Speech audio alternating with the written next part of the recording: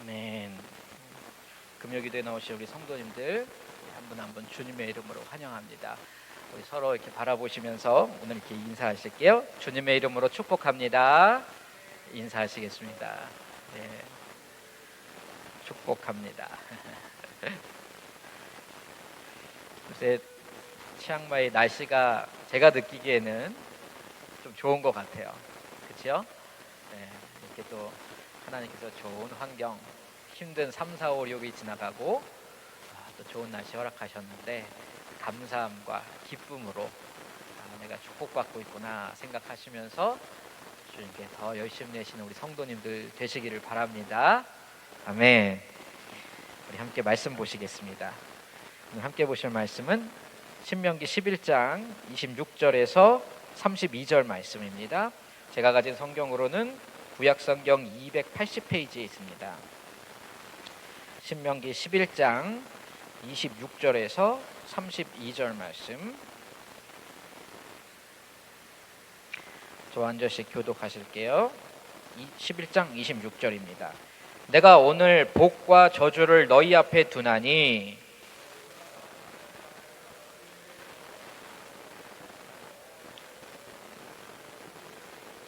너희가 만일 내가 오늘 너희에게 명령하는 도에서 돌이켜 떠나 너희의 하나님 여호와의 명령을 듣지 아니하고 본래 알지 못하던 다른 신들을 따르면 저주를 받으리라.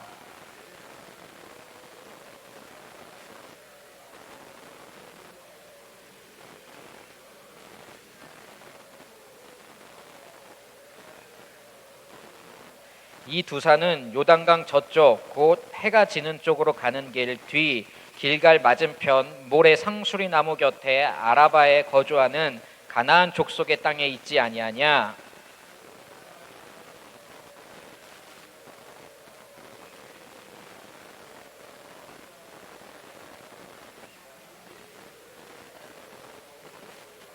함께 읽겠습니다. 내가 오늘 너희 앞에 베푸는 모든 규례와 법도를 너희는 지켜 행할지니라. 아멘. 할렐루야. 요새는 이런 문장을 많이 사용을 하지가 않습니다만 과거에는 길거리를 이렇게 다니다 보면은 교회에서 전도하시는 분들이 나와서 전도지를 주시면서 이렇게 말씀을 하시곤 하셨어요. 예수 믿고 복 받으세요. 그래서 정말로 그 말을 들으면서 인생이 박복함에 찌들린 사람들, 가난과 소망 없음과 또 상처로 얼룩진 그런 인생들이 하나님께 나와 하나님이 주시는 복을 받아 누리고자 교회로 몰려들었습니다. 그런데 교회에서 신앙생활을 한 해, 두 해 하다 보면은 복 받기 위하여 교회를 나오신 분들의 반응이 크게 두 가지로 갈리는 것을 볼 수가 있습니다. 첫 번째는 이런 반응이 있습니다. 야, 내가 그동안 세상에서 복이라고 생각했었던 그것이 사실은 복이 아니라 하나님이 진짜 복이었구나. 그분이 나를 구원해 주시고 영생을 주시고 이 땅에서 살아갈 때 먹을 것, 입을 것 책임져 주시는 바로 이것, 나의 인생 그리고 인생을 넘어 전 존재를 책임져 주는 아버지, 그 아버지가 생긴 것이 나에게 진짜 복되구나.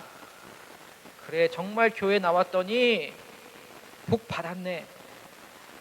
나는 그저 돈이나 좀 많아지고 건강이나 좀 회복하고 이 정도만 생각하고 예수 믿었는데 우리 하나님 어찌 그 이상으로 내가 전혀 상상하지도 못했었고 기대하지도 못했었고 알지도 못했었던 이 진짜 큰 복, 것을 나에게 주시는가. 너무 감사하다. 이 은혜가 너무나 만극하다. 이것이 첫 번째 반응이라면, 두 번째 반응은 이런 것이지요. 이게 사기도 이런 사기가 없다. 뭐 복을 줘? 그러면 내가 이렇게 열심히 기도하고 헌금으로 투자하고 했으면 로또라도 좀 당첨되게 해주던가, 건물이라도 하나 어떻게 해주던가. 이건 뭐 오히려 건강만 안 좋아지고, 예수님 믿고 나서 삶에 재미있는 게 더 없어지고, 통장 잔고는 줄어들고 있지. 태국 환율은 안 좋아지고, 술 먹는 것도 눈치 보고 먹어야 되지. 내 돈 내고 담배 피는 그 담배도 눈치를 보고 피워야 되지. 룸사롱, KTV 가는 것도 전에는 그냥 기분이 째져서 좋아라고 갔었는데, 교회 나오고 나니까 기분이 찝찝해가지고 가도 즐겁지가 않다는 거죠. 이 대체 이게 무슨 복이야. 나 이제 여기서 그만할래. 그만 발 빼겠어. 아니, 투자한 만큼 본전도 안 돌려주는 하나님이 무슨 살아있는 신이야. 내 복은 그냥 내가 챙기는 게 맞아. 이 예수쟁이 사기꾼들아 하는 사람이 있습니다. 어떤 문제가 있는 걸까요? 어떤 차이가 이 첫 번째 부류의 사람과 두 번째 부류의 사람을 갈라놓고 있는 것일까요? 바로 하나님이 말씀하시는 복이 무엇인가에 대한 정의가 다르기 때문입니다. 성경이 말하는 복, 창세기 12장에서 하나님께서 아브라함에게 처음 약속하시고 그 믿음의 자손들이 대를 이어서 바라보았던 하나님의 언약 속에 나타나 있는 그 복, 이 복은 단순히 세상적 개념의 복이 아니지요. 현세적, 물질적인 복, 물론 그것을 포함하지만 그것을 아무것도 아닌 것처럼, 심지어 배설물처럼 보이게 할 만큼 가치 있고 영광스러우며 세상을 초월하여 있는 복입니다. 이 복의 핵심은 예수 그리스도입니다.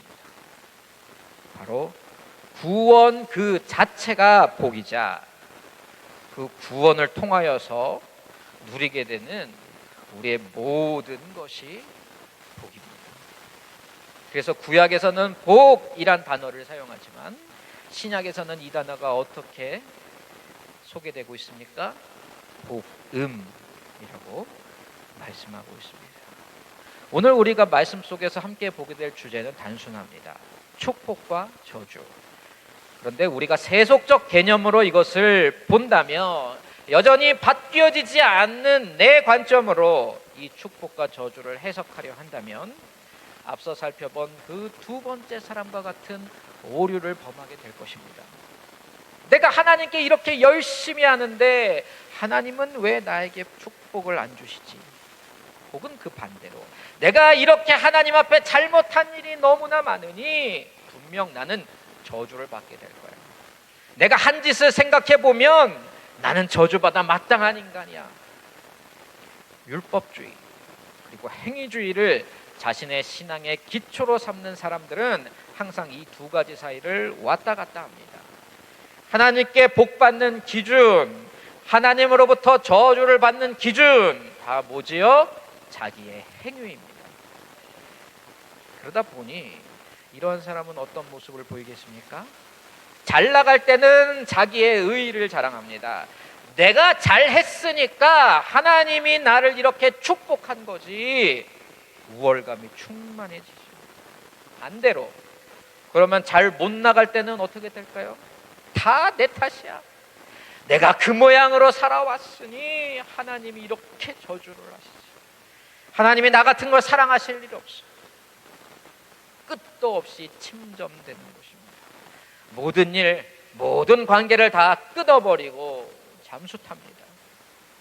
이와 같은 경우엔 반대로 그 마음에 열등감, 거절감, 자기 연민이 충만해지는 것입니다. 그러므로 일단 우리가 오늘 전제하고자 하는 것은 이것입니다. 오늘 신명기 11장 결론부에서 말씀하시는 이 하나님의 복과 저주를 내가 생각하는 축복과 저주, 한국 토속 신앙이 말하는 축복과 저주, 유교에서 말하는 축복과 저주로 보지 마시고 누가 말하는 축복과 저주로 봐야겠습니까? 성경 속에서 하나님이 말씀하시고 정의하시고 계시하시는 축복과 저주로 받아들여야 할 것입니다. 오늘 이 시간 이 성경의 주요 원리 중 하나인 이 하나님의 백성의 축복과 저주, 이를 바르게 이해하시고 신앙생활에 적용하셔서 하나님이 우리 각자에게 예비하여 주신 나보다도 더 나를 위해 챙겨주시고자 하는 그 복된 인생길 걸어가시는 성도님들 되시기를 주님의 이름으로 축원합니다.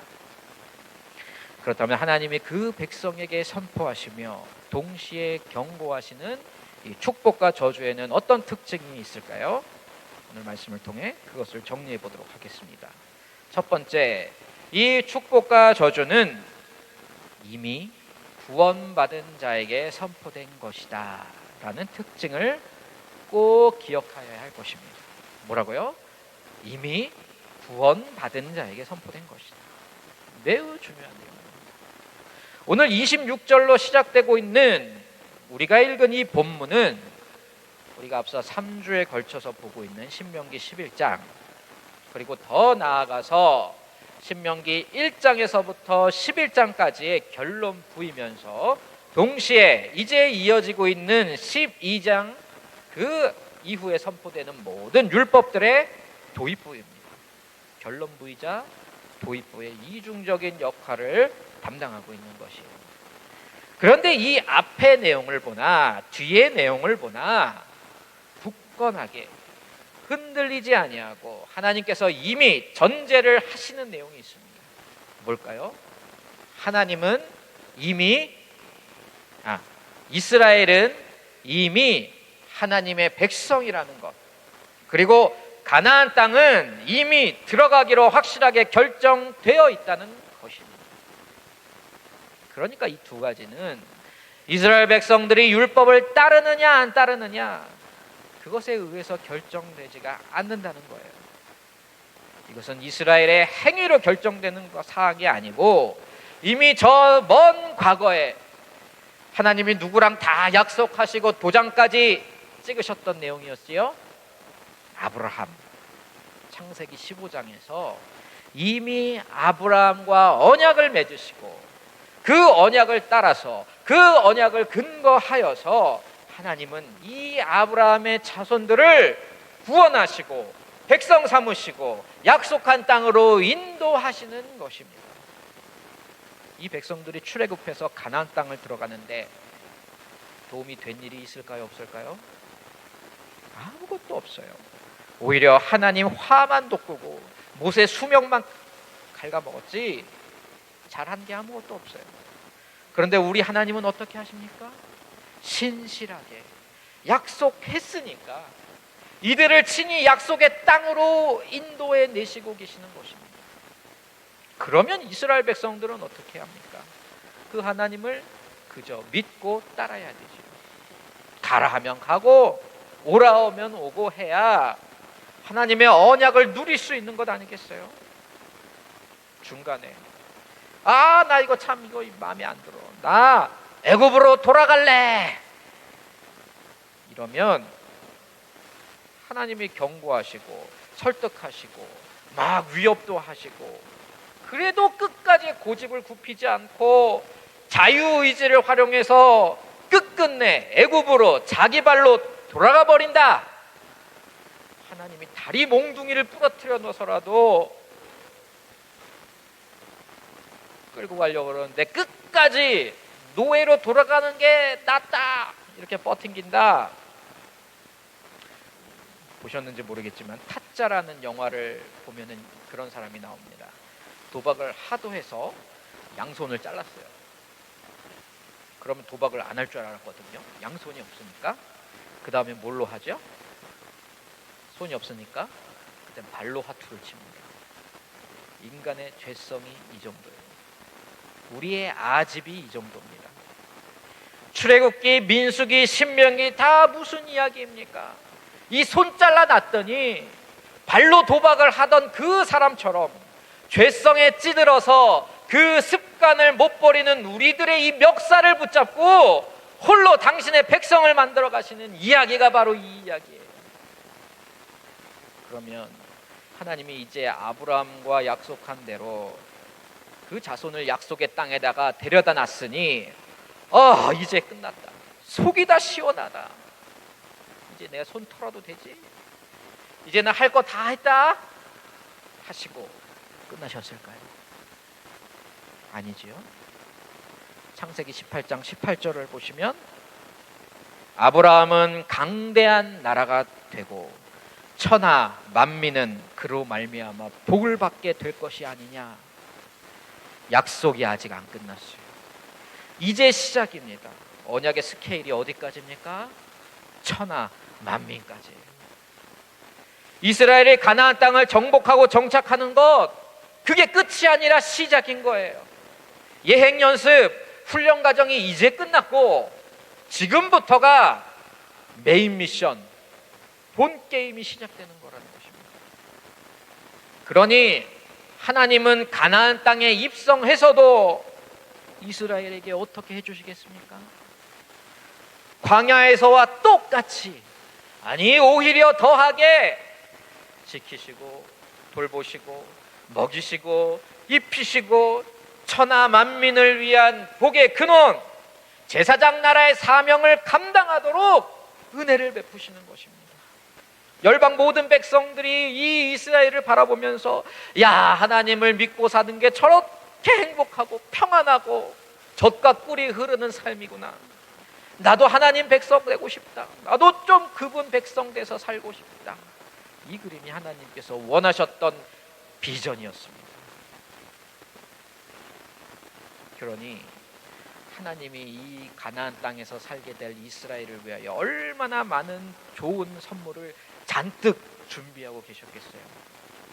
이제 이 가나안 땅에서 우리 정말 너무너무 행복하게, 그동안 고생 많았는데 열방 백성들이 부러워서 숨이 넘어갈 만큼 우리 알콩달콩 잘 살아보자. 그런데 이스라엘 백성들이 어떻게 했습니까? 이 구약 역사를 잘 아시지요?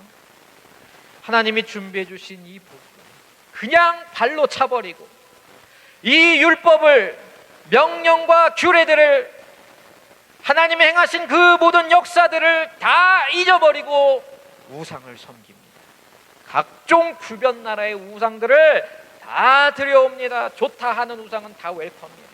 농사 잘 짓는 우상 웰컴, 비 잘 내려주는 우상 웰컴, 애 많이 낳게 해주는 우상 웰컴. 어떤 길을 선택한 것입니까? 저주의 길입니다. 스스로 저주의 길을 택합니다. 하나님이 준비해 두신 모든 좋은 선물을 자기 발로, 자기 의지로 차버린 겁니다. 그때도 하나님은 신실하게, 요새 말로 하면 너무 쿨하지 못하게 그 백성을 붙잡고 또 붙잡습니다. 이게 되풀이 되는 것이 구약의 역사잖아요. 그런데 사랑하는 성도 여러분, 이 역사가 구약에서만 되풀이되고 있겠습니까? 저와 여러분의 삶, 신앙생활에도 이 모습이 되풀이되고 있지는 않습니까? 그분이 어떻게 우리를 구원하셨습니까? 오직 은혜로 내가 잘한 일 하나 없이 당신의 아들을 십자가에서 희생하셔서 저와 여러분을 구원해내셨습니다. 천국 가게 하셨습니다. 겉은 멀쩡하지만 속은 참 말할 수 없이 부끄러운 우리들을 그 거룩하고 흠없는 하나님의 아들, 딸 삼아 주셨습니다. 그리고 그 백성됨의 축복, 자녀로서 누리게 되는 모든 권리와 은사를 아낌없이 허락해 주셨습니다. 바울이 말하지요. 자기 아들을 아끼지 아니하시고 내어주신 이가 어찌 그 아들과 함께 모든 것을 우리에게 주지 아니하시겠느냐. 하나님은 우리가 구원받은 후, 그리스도인이 된 후, 하나님 나라의 백성이 되어 살아가는 모든 순간에도 동일하게 우리를 구원할 때 베푸셨던 그 사랑, 그 은혜, 그 돌보심 동일하게 우리에게 아낌없이 내어주고 계시는 것입니다. 그래서 이미 구원받은 자에게 하나님이 선포하고 계시는 축복과 저주의 동기는 둘 다 사랑입니다. 그리고 하나님이 선포하시는 축복과 저주의 목적은 둘 다 우리를 하나님의 백성다운 백성 만들어 가시기 위함입니다. 신약적 표현으로는 그리스도의 장성한 분량에까지 이르게 하기 위함입니다. 거시적으로는 온 열방에 그분의 영광을 드러내시기 위함이에요. 그런데 문제는 무엇인가요? 우리가 그걸 걷어차버린다는 거예요.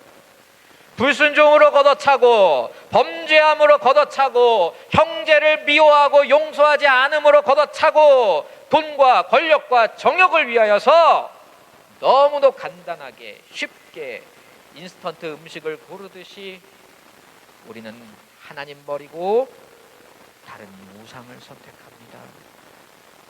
여호와 하나님은 주일에만 나의 주인, 주일에만 나의 신, 월화수목금토는 다른 우상이 혹은 내 스스로가 나의 신이 되어버립니다. 이것이 저주입니다. 하나님이 주시는 저주가 아니라 내 스스로가 선택한 저주인 것입니다. 저주를 몸에 두르고 저주를 먹고 마시며 나는 배부르다, 나는 행복하다, 나는 즐겁다, 거짓으로 자기 위로하고 있는 것이 구약 이스라엘 백성들의 모습이었고, 이 시대 저주 속에 거하고 있는 일부 그리스도인들의 모습, 또 어쩌면 저와 여러분들의 모습일 수도 있습니다. 오늘 말씀에서 이스라엘 백성들에게 선포되는 이 축복과 저주, 이 저주 속에 경고가 들어있긴 하나 이 저주는 협박이 아닙니다. 하나님은 우리를 버려버리시기 위해, 백성 명단에서 지워버리시기 위해 저주를 주시지 않으셨습니다. 하나님은 우리를 자기 마음대로 쓰고 버리기 위해 자기를 섬기고 예배하는 노동력이 필요해서 우리를 부르신 것이 아닙니다. 복 주시기 위해 부르셨습니다. 사랑해서 사명 주시기 위해 부르셨습니다. 한 사람도 제외하지 아니하고 하나님은 택정하시고 사랑하셔서 불러내셨습니다. 하나님을 의지하고 섬기는 그 삶이 얼마나 좋은 건지 세상에 똑똑히 보여주기 위하여 불러주신 것입니다. 성도 여러분, 이 부르심을 귀하게 여기시기 바랍니다. 복에 거하시기 바랍니다.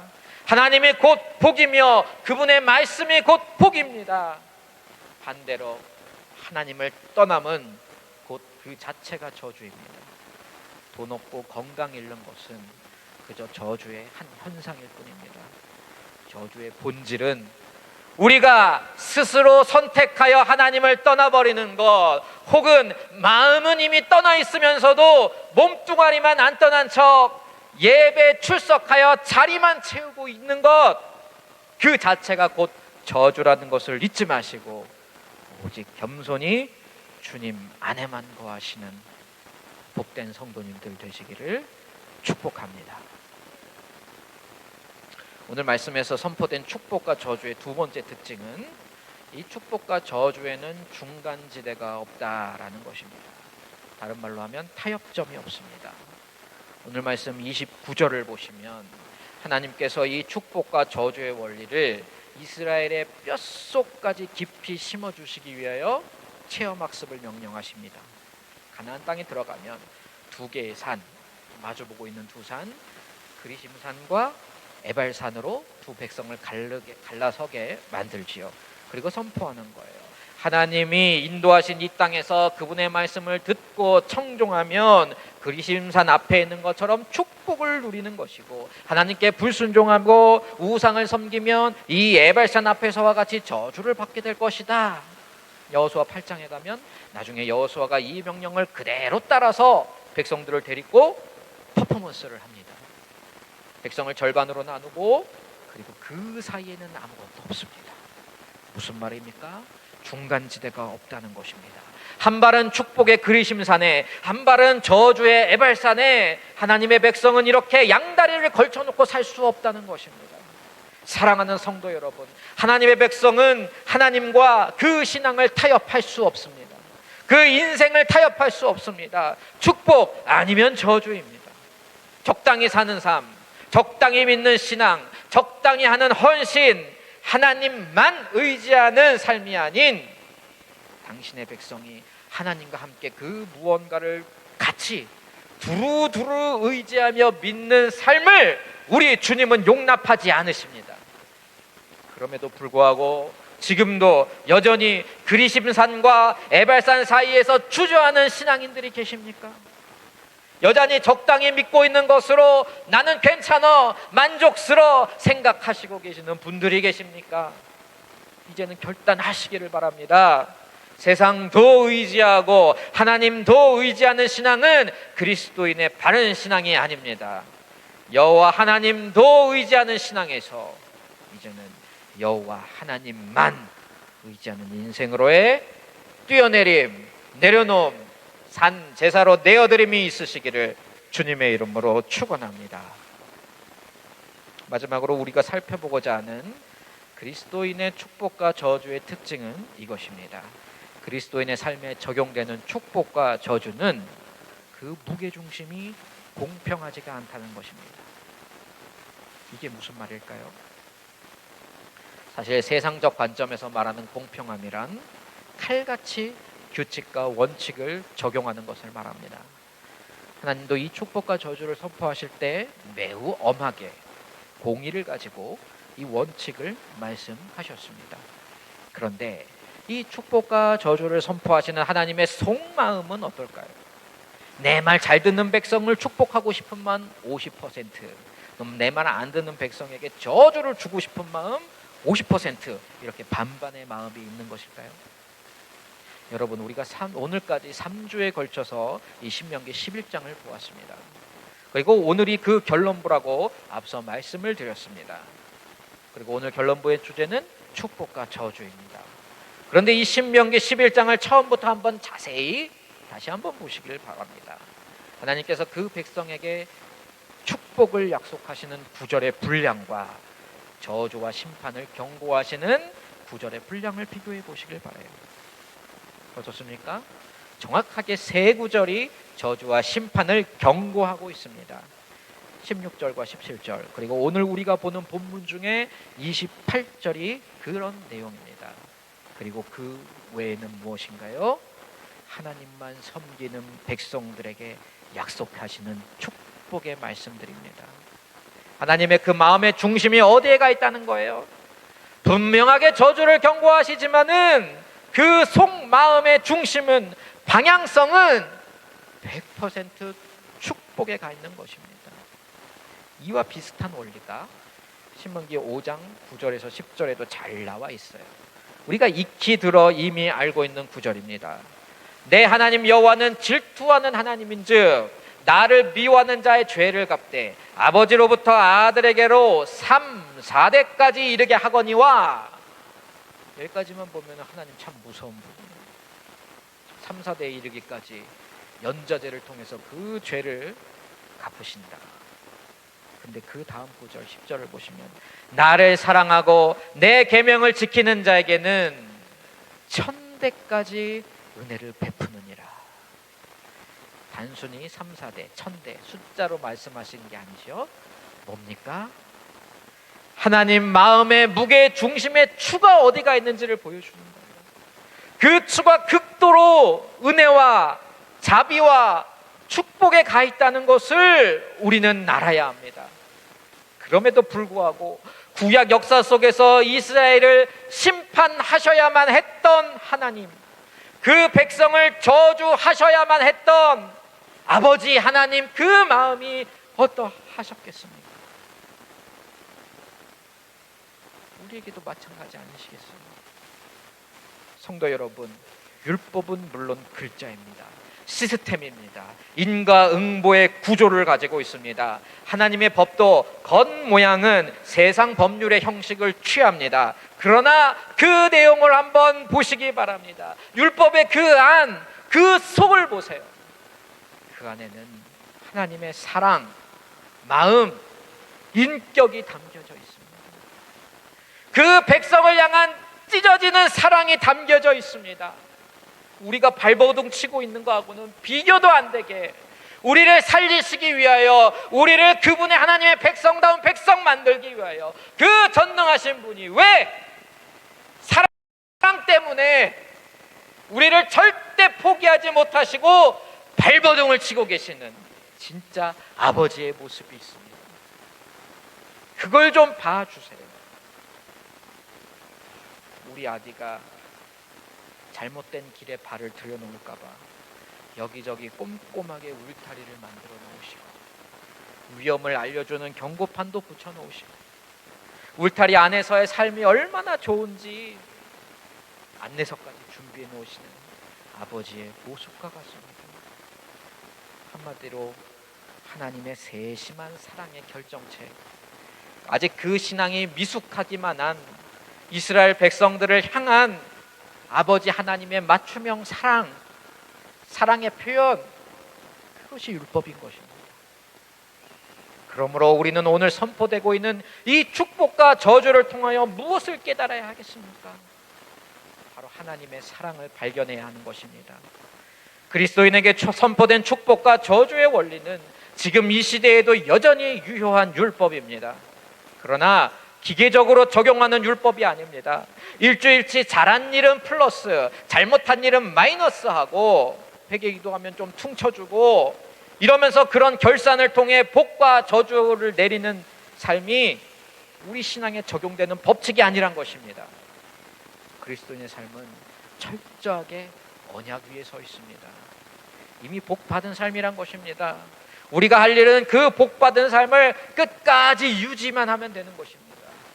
이미 받은 복, 거저 받은 예수 그리스도를 제 발로 걷어차 버린다, 이만큼 어리석은 것은 없는 것입니다. 그리고 두 번째로, 이 복엔 중간지대가 없습니다. 이 복은 철저한 우리의 헌신을 요구합니다. 적당히 누려서는 이 복의 제대로 된 맛을 볼 수가 없습니다. 제대로 누리려면 다른 것 다 제쳐놓고 다 내려놓고 버려버리고 이 복만 붙드시기를 바랍니다. 마지막으로 하나님은 저주보다 축복을 주시기를 기뻐하십니다. 저주는 최대한 오래 참으신 후에, 끝까지 참으신 후에, 그것도 사랑이 동기가 되어 우리에게 내리시는 분. 그리고 축복은 자그마한 순종과 믿음과 회개에도 용서와 큰 자비로 반응해 주시는 분, 그분이 우리 아버지 하나님이십니다. 우리 사랑하는 성도 여러분, 이 땅 살아가시는 동안 이 아버지의 사랑을 믿으시고 누리시고 그 안에서 풍성하게 축복 받으시기를, 그리고 혹여나 저주의 길에 머물러 있으시다면 아버지의 그 사랑을 믿고 하루빨리 그 길에서 돌이키시기를 이반 주님의 이름으로 축원드립니다. 함께 기도하시겠습니다.